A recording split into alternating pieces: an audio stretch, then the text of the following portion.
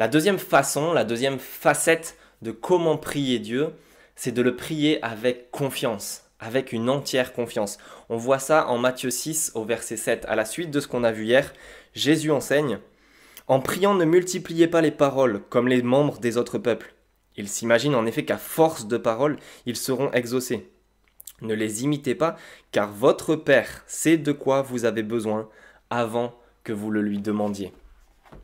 Selon Jésus, la prière ne doit pas être employée pour forcer la main à Dieu, pour exercer une quelconque pression envers lui, du chantage, ou ce n'est pas non plus une technique particulière, comme les membres des autres peuples qui employaient cela envers leurs idoles, avec des répétitions, des techniques, une sorte de mantra, pour obtenir de Dieu ce qu'on veut absolument. Au contraire, Jésus nous enseigne que Dieu est un Père qui sait même nos besoins avant qu'on le lui demande.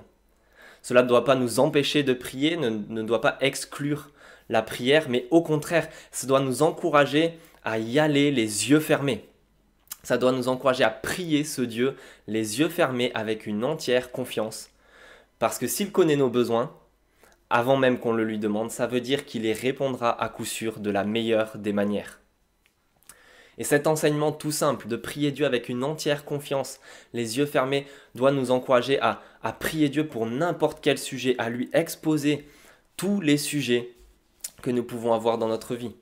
Que ce soit des circonstances difficiles, que ce soit des questions sans réponse, on peut être sûr que ce Dieu connaît nos besoins et donc répondra aussi de la meilleure des manières à toutes nos prières.